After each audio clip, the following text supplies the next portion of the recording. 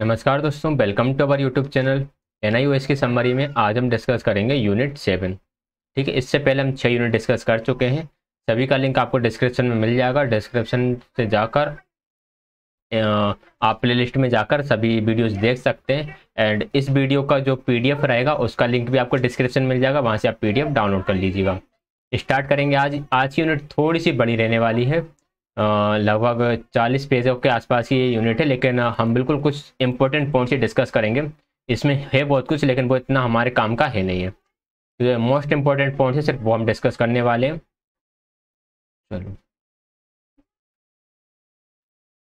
इसमें एक important point आएगा हमारा स्कूल मैनेजमेंट कमेटी के बारे में, वो इम्पोर्टेंट रहेगा। बाकी और भी कुछ है। सबसे पहले हम बात करें प्रारंभिक शिक्षा के प्रबंधन का विकेंद्रीकरण। विकेंद्रीकरण के बारे में हमने बात लास्ट वीडियो में भी करा था कि शिक्षा का विकेंद्रीकरण किया गया। विकेंद्रीकरण करने का मतलब डिसेंट्रलाइजेशन। डिसेंट्रलाइजेशन मतलब कि कोई एक व्यक्ति के ऊपर दायित्व नहीं रहेगा शिक्षा के प्रबंधन का। हर एक स्तर पर अलग अलग व्यक्ति का दायित्व रहेगा, अलग अलग संस्थाओं का दायित्व रहेगा। जैसे एनसीईआरटी है, एससीईआरटी है, फिर आपका डाइट हो गया, बीआरसी हो गया, सीआरसी हो गया। इन सभी का दायित्व है कि वो प्रारंभिक शिक्षा का प्रबंधन कर सके। तो ये कैसे आया? ये डिसेंट्रलाइजेशन से आया। और डिसेंट्रलाइजेशन से एक इंपॉर्टेंट बात और आई कि जो हमारी शिक्षा थी, जैसे सर्व शिक्षा अभियान था, इसको अप्लाई करने में, इसको सही तरीके से अप्लाई करने में किसकी भूमिका महत्वपूर्ण मानी गई? जो समुदाय है, जो कम्युनिटी है, उसकी भूमिका महत्वपूर्ण मानी गई। कि ये जो हम प्रोग्राम लेकर आते हैं, इन प्रोग्राम में हम क्या करते हैं, सिर्फ कुछ ही लोगों को इन्वॉल्व करते हैं, इसलिए ये प्रोग्राम सक्सेसफुल नहीं हो पाते। अब हमें इन प्रोग्राम में करना क्या है? हमें इन प्रोग्राम में जो समुदाय है उसकी भागीदारी को महत्वपूर्ण बनाना है। अगर समुदाय उसमें भागीदारी लेगा तो हर कार्यक्रम हमारा सफल हो जाएगा। तो इसी को लेकर केंद्रीकरण की जगह विकेंद्रीकरण प्रणाली आई। विकेंद्रीकरण प्रणाली में क्या हुआ कि इसके विपरीत एक विकेंद्रीकरण प्रणाली में स्थानीय गांव जिला स्तर पर प्राथमिक शिक्षा के विभिन्न पक्षों पर पर्याप्त अधिकार दिए जाते हैं। शिक्षा में परिवर्तन करने के अधिकार किस स्तर पर दे दिए जाते हैं? जिला गांव स्तर पर, स्थानीय स्तर पर दे दिए जाते हैं। ठीक, आगे हम बात करें विकेंद्रीकरण के फलस्वरूप हुआ क्या। विकेंद्रीकरण के फलस्वरूप जिला स्तरीय तथा उप जिला स्तरीय अधिकारी के हाथों में अधिक उत्तरदायित्व सौंप दिया जाता है तथा अधिकारी शैक्षिक सेवा को उपभोक्ताओं के निकट लाते हैं। अध्यापक, विद्यालय, स्थानीय प्रशासन और बच्चों की आवश्यकताओं के प्रति अनुक्रियाशील बनते हैं। क्या क्या किया जाता है इसमें? इसमें जिला स्तर तथा उप जिला स्तर के अधिकारियों के हाथों में उत्तरदायित्व दे दिए जाते हैं। जब व्यक्ति के ऊपर उत्तरदायित्व या जिम्मेदारी दे दी जाती है तो वह उसके लिए काम करता है। ठीक है, फिर वह काम करेंगे अध्यापक, विद्यालय, प्रशासन, स्थानीय प्रशासन को बच्चों की आवश्यकताओं के प्रति अनुक्रियाशील बनाने के लिए। विकेंद्रीकरण का महत्वपूर्ण उद्देश्य किसमें है? प्रारंभिक शिक्षा में निष्पक्षता, समावेशन सुनिश्चित करना है। निष्पक्षता मतलब किसी में किसी भी तरह का क्या ना हो, भेदभाव ना हो। समावेशन मतलब कि हर जाति, धर्म, लिंग, समुदाय के व्यक्तियों का यहाँ पर समावेश किया जाए। ठीक, फिर प्राथमिक शिक्षा के विकेंद्रीकरण तथा प्रबंधन का विचार कब आया था? राष्ट्रीय शिक्षा नीति 1986 द्वारा स्थापित एक लक्ष्य है। ये क्वेश्चन एग्जाम बन सकता है कि जो विकेंद्रीकरण तथा प्रबंधन का विचार कौन सी शिक्षा नीति से आया? तो हमारी जो एनईपी थी, नेशनल एजुकेशन पॉलिसी 1986, इसका विचार था ये। प्लान ऑफ एक्शन PAO 1992 में आया था। इसके बारे में हम पहले बात कर चुके हैं। इसने प्रत्येक बच्चे की शैक्षिक प्रगति पर नियमित रूप से दृष्टि रखने की प्रक्रिया के सूक्ष्म आयोजन पर बल दिया। POA मतलब प्लान ऑफ एक्शन का उद्देश्य क्या था? यह सुनिश्चित करना था कि प्रत्येक बच्चे अपनी पसंद के स्थान पर अपनी पढ़ाई करें। अपनी पसंद के स्थान पर मतलब कि जिस जगह उन्हें सही लगे पढ़ना, अपने गांव में जिस स्कूल में सही लगे उस स्कूल में जाएं और कम से कम 8 वर्ष की प्रारंभिक शिक्षा पूर्ण करें। ये उसका उद्देश्य था। विकेंद्रीकरण पर भारत का अनुभव क्या रहा, इसके बारे में हम बात कर लेंगे। समेकित बाल विकास योजना, integrated child development service, ICDS अनुभव ने दर्शाया कि जन्म से लेकर 6 वर्ष की सुविधा वंचित तथा असुरक्षित बच्चों की स्वास्थ्य संबंधी तथा पोषण संबंधी स्थिति में सुधार लाने में स्थानीय लोगों का सम्मिलित होना अति महत्वपूर्ण है। जो मैंने आपको स्टार्टिंग में बताया था कि समुदाय की भूमिका को महत्वपूर्ण बताया गया, तो यहाँ पर समुदाय मतलब कि स्थानीय लोगों की महत्वपूर्ण भूमिका है।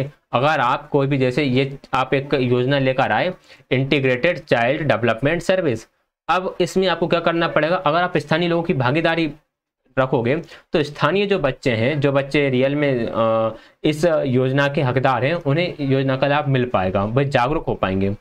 राष्ट्रीय साक्षरता मिशन ने भी स्पष्ट किया है कि जब जिला स्तर पर साक्षरता बढ़ाने के लिए अभियान रूप अपनाया गया तो इसमें लोगों ने सक्रियता से भाग लिए, तो साक्षरता दर बढ़ने में इसका प्रभाव काफी था। बिल्कुल सही बात है, राष्ट्रीय साक्षरता मिशन लेकर आए, आप ले आए, ठीक है, फिर आपने क्या करा, उसमें लोगों ने सक्रियता से उसमें भाग लिया। क्यों लिया? क्योंकि आपने लोगों को उसमें इन्वॉल्व करा। फिर उसका रिजल्ट क्या निकला? रिजल्ट ये निकला कि जो साक्षरता दर है, जो लिटरेसी रेट है, वो भी बहुत ज्यादा बढ़ा, उस पर प्रभाव पड़ा। आई बात समझ में? समुदाय की भागीदारी बहुत ज्यादा जरूरी है। डाइट को अपने अपने राज्यों के माध्यम से जिला स्तर पर प्राथमिक शिक्षा के विकास की योजना बनाने के लिए मुख्य दायित्व दिया गया है। यही संस्थाएं हैं जो प्रारंभिक शिक्षा की प्रगति पर नजर रखने और समन्वय करने के लिए अंतिम रूप से उत्तरदायी हैं। अब प्रारंभिक शिक्षा की प्रगति पर नजर रखने और समन्वय करने के लिए अंतिम रूप से कौन उत्तरदायित्व है? अंतिम रूप से आपका जो डाइट है वो उत्तरदायित्व है। बस ये इंपॉर्टेंट पॉइंट है। ईसीसी क्या है? ईसीसी देखो यहाँ पे लिखा है सब। ईसीसी है early childhood care and education. Early childhood care and education पूर्व बाल्यकाल देखभाल तथा शिक्षा, और ये जस्ट इसका फुल फॉर्म याद रखना है। आईसीडीएस क्या है? Integrated child development service. विद्यालय पूर्व बच्चों के स्वास्थ्य और पोषण संबंधी स्थिति में सुधार लाने के लिए स्थानीय समुदाय के समर्थन पर निर्भर करता है। ये बोलते हैं कि स्थानीय लोगों का समर्थन बहुत ज्यादा जरूरी है। स्थानीय समुदाय के सम्मिलित होने के कारण ही आईसीडीएस को अंतरराष्ट्रीय स्तर पर सर्वाधिक सफल कार्यक्रमों के रूप में माना गया। इंपॉर्टेंट यही है कि जो आपका ईसीसीई है और आईसीडीएस है, इन दोनों का काम क्या है कि पूर्व बाल्यकाल बच्चों की देखभाल, शिक्षा और स्वास्थ्य की जिम्मेदारी, ये है इनका। ठीक, स्थानीय समुदाय तथा सक्रिय सहयोग प्राप्त करने के लिए कौन कौन सी एजेंसियां हैं? एक पंचायती राज व्यवस्था है, विद्यालय प्रबंधन समिति है,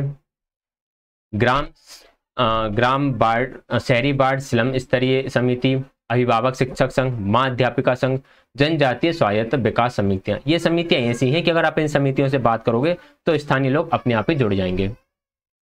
आगे आता है सर्व शिक्षा अभियान कार्यक्रम। यह प्रारंभिक शिक्षा संबंधी योजनाओं के कार्यान्वयन के लिए एक रूपरेखा प्रदान करता है। ये बस पढ़ लेना इतना, इसके बारे में हम पहले ही पढ़ चुके हैं, इसलिए मैं इसे स्किप कर रहा हूँ। सूक्ष्म स्तर पर आयोजन, ये इंपॉर्टेंट पॉइंट है। पंचवर्षीय योजनाओं के आरंभ से ही सदैव इस बात पर बल दिया गया कि योजनाओं के निर्माण और कार्यान्वयन में लोगों का निकट सहयोग सुनिश्चित किया जाना आवश्यक है। मतलब कि जो लोग हैं, जो स्थानीय लोग हैं, उनका सहयोग बहुत ज्यादा आवश्यक है, उनका कॉर्पोरेशन आवश्यक है। अगर वो कोऑपरेट करें आपको, तो आप योजनाओं को अच्छी तरीके से लागू कर सकते हो। स्थानीय लोगों के सक्रिय सहयोग और समर्थन के बिना स्थानीय स्तर पर वास्तविक आवश्यकताओं और उपलब्ध संसाधनों का पता लगाना संभव नहीं होगा। किसी एक गांव में या किसी एक घर में किस चीज की आवश्यकता है, इसका पता सरकार बैठे बैठे लगा सकती है, या कोई मिनिस्टर बैठे बैठे लगा सकते हैं, या कोई आईएएस बैठे बैठे लगा सकता है? नहीं लगा सकता। इसका पता आप कब लगा पाओगे? जब आप खुद उन लोगों को जाकर देखोगे। अब उन लोगों को जाकर भाई कोई मिनिस्टर आकर तो देख नहीं पाएगा, तो उस स्तर पर जो समितियां बनी हैं, वार्ड के स्तर पर समितियां बनी हैं, गांव के स्तर पर जो समितियां बनी हैं, जो गांव के लोगों के साथ डायरेक्टली इंटरेक्ट कर सकती हैं, उनसे आप संपर्क करो। ठीक है, इसे दिया गया तृणमूल स्तर पर आयोजन योजना, यानी कि जिसे सूक्ष्म आयोजन नाम भी दिया गया। तो तृणमूल स्तर पर आयोजन क्या है? तृणमूल स्तर पर आयोजन या सूक्ष्म आयोजन का मतलब यही है कि स्थानीय लोगों का सक्रिय सहयोग कराओगे, आप सक्रिय सहयोग लोगे, उन्हें एक्टिवली पार्टिसिपेट करोगे। ठीक है, आगे जाते हैं। सूक्ष्म आयोजन प्रक्रिया में समुदाय को सम्मिलित करने के चरण कौन कौन से हैं? कैसे कैसे आप शामिल कर सकते हो? समुदाय का सशक्तिकरण करके शामिल कर सकते हो। ये कुछ योजना है, इन योजनाओं के ऊपर पढ़ लेना अगर कभी एग्जाम में आ जाए। मीना अभियान, माँ बेटी मेला, महिला सम्मेलन, किशोरी मेला, बाल शिशु मेला, प्रभात फेरी, पंजीयन अभियान, ये सब किस लिए है? ये सब है समुदाय की भागीदारी के लिए या फिर स्थानीय लोगों की भागीदारी बढ़ाने के लिए। आयोजन दलों की पहचान करना कि कौन कौन आयोजन कर सकता है, आयोजन दलों की क्षमता निर्माण, ये जस्ट ओनली हेडिंग पढ़ लेना इनकी बस। ठीक है, आयोजन क्या है, इसकी एक छोटी सी डेफिनेशन देख लो। वैसे ये चीज़ें ऐसी हैं कि एकदम आ जाती हैं फिर हमें दिक्कत देती हैं। आयोजन का अर्थ है लक्षित आयु समूह में प्रत्येक बच्चे पर फोकस करना, आंकड़े ऐसे हों कि प्रत्येक बच्चे की प्रगति की देखरेख की जा सके। ठीक है, सूक्ष्म आयोजन का अभ्यास, ये बात सेटिंग पढ़ लेना इसकी। ये एक छोटी सी डेफिनेशन निकल कर आ जाती है। मतलब बहुत मेहनत लगी इनको हाईलाइटेड करने में। ये पूरा एक एक वर्ड टू वर्ड पढ़ा होगा मैंने, वर्ड टू वर्ड मैंने पढ़ा हुआ कि पढ़ा ही है। उसके बाद फिर मुझे पूरा वर्ड टू वर्ड पढ़ते पढ़ते ये लाइन लगी कि ये लाइन इंपॉर्टेंट है, फिर मैंने इसको अंडरलाइन करा है। ठीक है, तो बहुत मेहनत लगी है इसमें। विद्यालयों को एक सामाजिक संस्था के रूप में देखना जो सामुदायिक क्रियाकलाप का एक केंद्र बिंदु है। ठीक है, विद्यालय को इसलिए देखना सामाजिक एक संस्था के रूप में देखना है आपको। चलो यहाँ पर एक बॉटम अप की एक छोटी सी डेफिनेशन दी गई है। बॉटम अप उपागम, ये लर्निंग में नहीं है बॉटम अप उपागम, ये तो बस इसमें है कि आप शिक्षा का आयोजन प्रबंधन कैसे करोगे। देखिए बॉटम मतलब ऊपर, यानी बॉटम यानी नीचे और अप यानी ऊपर। तो बॉटम अप उपागम का मतलब कि गांव से शुरुआत होगी। गांव आदि में प्रत्येक निजी सहायता प्राप्त, गैर सहायता प्राप्त और सरकारी स्वयं विकास परियोजनाएं योजना प्रस्ताव तैयार करेंगे कि गांव में जो प्राइवेट संस्थान है, जो सहायता प्राप्त या गैर सहायता प्राप्त संस्थान है और जो सरकारी व्यवस्था है, ये सारी योजना का प्रस्ताव करेंगे। ये है आपका बॉटम अप उपागम। बॉटम मतलब नीचे से बात शुरू होगी, नीचे से बात शुरू होगी मतलब गांव से ही होगी। फिर यहाँ पर कुछ डाइट बीआरसी के बारे में दिया हुआ है जिसके बारे में हम पहले पढ़ चुके हैं, ये इंपॉर्टेंट है। विद्यालय मानचित्र तैयार करने में जिला संसाधन केंद्र यानी कि डीआरसी आवश्यक सहायता प्रदान करता है। इस प्रकार की योजना जिला स्तर पर यूईई की प्रगति को मॉनिटर करने के लिए मार्गदर्शक का काम करती है। तो विद्यालय मानचित्र तैयार करने के लिए आवश्यक सहायता कौन प्रदान करेगा? डीआरसी करेगा, जिला संसाधन केंद्र।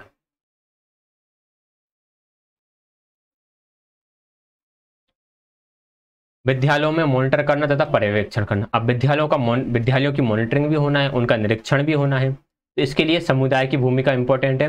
विद्यालयों को मॉनिटर तथा सर्वेक्षण करने में सबसे पहले भूमिका समुदाय की ही आती है। समुदाय सबसे अच्छी तरीके से देख सकता है कि किस तरह से भागीदारी यहाँ पर हो रही है लोगों की। ठीक है, चलो अब विद्यालय प्रबंधन समिति, ये इंपॉर्टेंट पॉइंट है यहाँ पर। स्कूल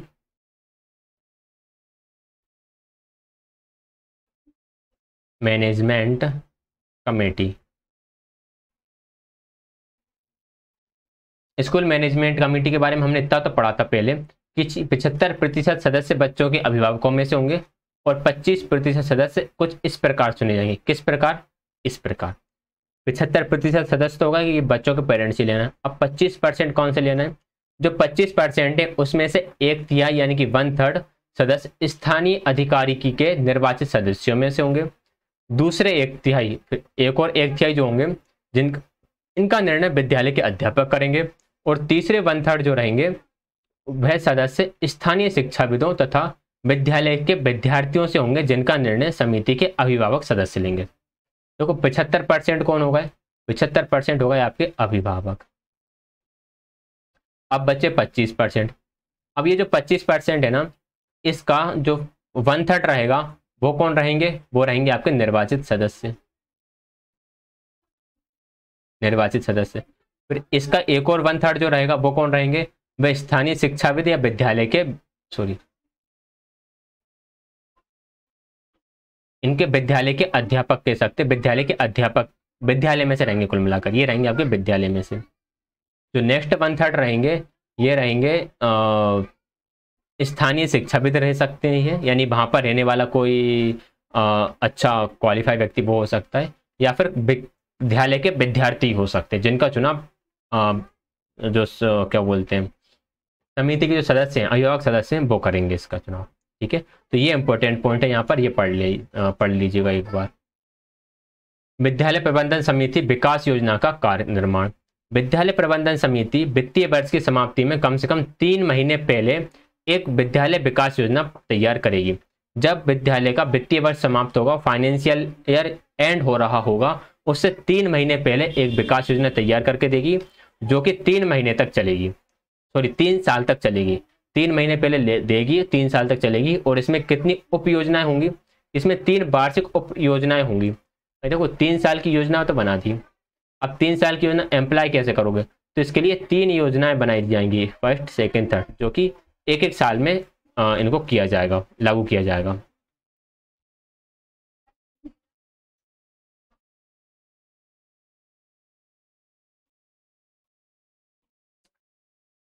नेटवर्किंग के बारे में अब बात करेंगे। प्रभावी प्रबंधन तथा क्षमता निर्माण के लिए नेटवर्किंग। संयुक्त राष्ट्र विकास UNDP United Nation Development Programme के अंतर्गत क्षमता को इस प्रकार परिभाषित किया गया। हम ये कह सकते हैं क्षमता की परिभाषा दी है किसने? UNDP ने। क्या परिभाषा दी? कि व्यक्तियों, संस्थाओं तथा संघों की प्रकार्य संपन्न करने, समस्याओं को सुलझाने और उद्देश्यों को निर्धारित करने तथा अविच्छिन्न रूप से उन्हें प्राप्त करने की जो योग्यता है उसे ही क्या बोला गया? इसे ही क्षमता बोला गया। क्या? कि प्रकार्य संपन्न करने, समस्याओं को सुलझाने, उद्देश्यों को निर्धारित करने, अविच्छिन्न रूप से उन्हें प्राप्त करने की योग्यता क्या है? क्षमता है। पढ़ना है बस, आपको याद रटना नहीं है चीज़ों को। आपको एक बार तो क्लास के दौरान पढ़ना है और दूसरा आपको PDF से पढ़ना है, बस इतने में आपका काम हो जाएगा। क्षमता निर्माण या क्षमता का विकास शब्दों का उपयोग मानव और संस्थागत क्षमता स्थापित करने के लिए किया जाता है। बस डेफिनेशन पढ़ लीजिएगा एक बार। ICT आएगा, information and communication technology. ICT के 3 चालक हैं, ये इंपॉर्टेंट पॉइंट बनता है यहाँ पर कि जो ICT है उसके 3 चालक या 3 ड्राइव क्या है? एक तो आपकी भाषा है, दूसरी साक्षरता है और तीसरा अधिगम है। भाषा क्या? कि उस भाषा का उपयोग, उस भाषा के उपयोग की योग्यता जो व्यापक रूप से इंटरनेट पर प्रयोग की जाती है। इंटरनेट पर कौन सी भाषा ज़्यादा प्रयोग की जाती है? आपकी इंग्लिश ज़्यादा प्रयोग की जाती है। इस भाषा की उपयोगिता, विशेष रूप से अध्ययन की संस्कृति, वो साक्षरता हो जाएगी। अधिगम शिक्षण उपलब्धि का स्तर हो जाएगा। ज्ञान समाज आर्थिक विकास तथा संपन्नता के सृजन के लिए शिक्षा एक अत्यंत महत्वपूर्ण घटक है। किसके लिए महत्वपूर्ण घटक है? ज्ञान समाज आर्थिक विकास तथा संपन्नता के लिए। शिक्षा केवल साधन ही नहीं है जिसके द्वारा व्यक्ति समाज और अर्थव्यवस्था में कुशल भागीदारी बनते हैं। सूचना तथा संप्रेषण प्रौद्योगिकी उपयोग के प्रचार के लिए भी एक प्रमुख चालक है। अगर आपको ICT का प्रचार करना है, भाई इंफॉर्मेशन एंड कम्युनिकेशन जो टेक्नोलॉजी है, कंप्यूटर जो है, इसका आपको प्रचार करना है तो किस तरह से होगा? शिक्षा के माध्यम से ही होगा। क्योंकि जब बच्चा शिक्षित होगा, साक्षर होगा, तो वह अन्य भाषाओं को भी समझेगा। और कंप्यूटर के लिए इंग्लिश तो मस्ट है, इंग्लिश तो आपको आनी चाहिए। विदाउट इंग्लिश आप कंप्यूटर तो चला ही नहीं सकते। ठीक, तो इस तरह से शिक्षा जो है वो ICT के प्रचार में भी एक उपयोगी साधन है। स्कूल नेट क्या है? स्कूल नेट का सिंपल से इतना सा मतलब है कि आपके स्कूल को इंटरनेट से जोड़ना, बस ये है स्कूल नेट। स्कूल नेट विद्यालयों को इंटरनेट से जोड़कर प्रारंभिक शिक्षा के लिए एक सूचना प्रबंधन प्रणाली को बढ़ाता है, जिसके माध्यम से विभिन्न विद्यार्थी, अध्यापक, विद्यालय प्रशासनिक एजेंसियां, अभिभावक और सामान्य जन परस्पर जुड़ जाते हैं और सूचना और संसाधनों का आपस में आदान प्रदान करते हैं। सिंपल है। इसमें इंटरनेट से क्या होते हैं? सब लोग एक दूसरे से जुड़ ही जाते हैं। स्कूल नेट की सेवाएं क्या क्या हैं? प्रौद्योगिकी सेवाएं प्रोवाइड कराएगा, ये विषय वस्तु संबंधी सेवाएं प्रोवाइड कराएगा कि बच्चों को इंटरनेट पर ही सारा कंटेंट मिल जाएगा। सहयोगात्मक सेवाएं, बच्चों को यदि कहीं दिक्कत आती है तो वो यहाँ पे हेल्प ले सकते हैं। प्रोफेशनल विकास यानी कि सांवृत्तिक कार्यक्रम, प्रायोगिकरण तथा नवाचार का समर्थन, विद्यालय संसाधनों का प्रबंधन, जस्ट हेडिंग हमें पढ़ना है। अब स्कूल नेट एक शैक्षणिक प्रबंधन के रूप में किस तरह से है? नहीं, यहाँ पर कोई इंपॉर्टेंट पॉइंट यहाँ पर है नहीं डिस्कस करने लायक। वित्तीय व्यवस्था संबंधी प्रारूप, तो इसके बारे में हम बात ही कर चुके हैं। खर्चा जो है वो लास्ट क्लास में बात कर ली थी कि 85-15 हुआ, फिर 75-25 हुआ, फिर 50-50 हुआ। इसके बारे में भी हम लास्ट क्लास में बात कर ही चुके हैं कि खानदान और इसके परिवहन का खर्च केंद्र सरकार उठाएगी और इसको पकाने का खर्चा जो है वो राज्य सरकार उठाएगी। तो ये यूनिट फिर हमारी यहाँ पर कंप्लीट हो जाती है। तो ये कौन सी यूनिट कंप्लीट करी हमने? ये थी हमारी 7th यूनिट। ठीक है, अब इसमें 3 यूनिट और है, फिर टोटल हमारी 10 यूनिट हो जाएंगी और 10 यूनिट के बाद ये हमारा कंप्लीट हो जाएगा। ठीक है, आपको अगर कुछ भी डाउट लगे, कहीं पर भी कोई भी चीज़ डाउटफुल लगे तो आप उसको वीडियो ड्यूरेशन के साथ कमेंट करके लिख दीजिएगा। PDF आपको PDF का लिंक डिस्क्रिप्शन में मिल जाएगा। अगर डिस्क्रिप्शन वाले लिंक से PDF आप डाउनलोड नहीं कर पाते हो तो जो टेलीग्राम चैनल है, टेलीग्राम चैनल पर भी आपको क्या मिलेगा? PDF मिल जाएगा, तो आप वहाँ से भी डाउनलोड कर सकते हैं। ठीक, क्लास ज्वाइन करने के लिए आप सभी का बहुत बहुत धन्यवाद।